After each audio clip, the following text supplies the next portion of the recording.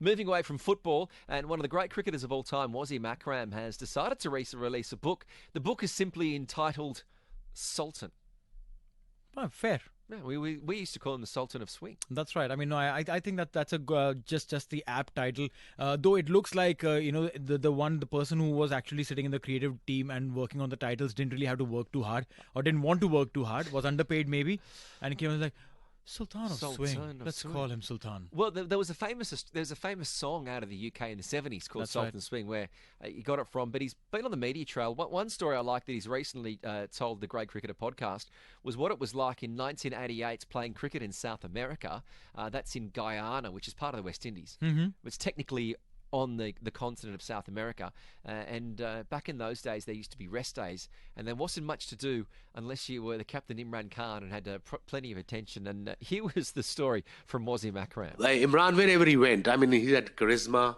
He could talk the talk. Oxford graduate, and plus, if you handsome, and Imran Khan, one top all-rounder of the world, great performer as well, skipper of Pakistan team.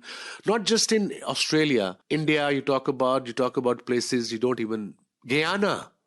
So there was a test match in Guyana in 1988. Those days there was a rest day, remember? 3 day you play and then a rest day and then 2 day after.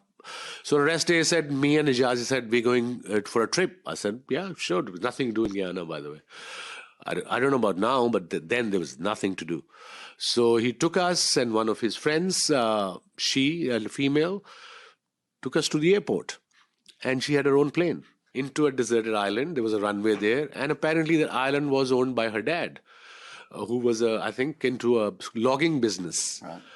So they went into chat into the house. Me and Ijaz just looked at each other. I said, okay, what should we do now? We can't even go back to the hotel. We are on an island in the middle of South America.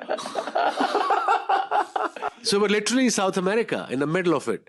And we found young guys, some worker there who knew who we were, who Imran was, obviously. We were too young. He said, you want to go on a boat? So he got a boat, and we got some cold drinks in the boat. Maybe there was sandwich around there. And then we just started going on the river for about 7-8 hours. We came back. Imran was ready to go. Yeah, you had to wait for Imran was ready to go home after his chat for 7 hours. That was a very long chat. Very, very long chat. Oh, the days of being an international cricketer with Pakistan in the 80s and 90s. I think those guys had a lot of fun that we'll never know about. Well, yeah, I mean, with no social media, no cameras running behind you, you literally had, your own little world that you could create wherever you went. Definitely. TSB talks about business.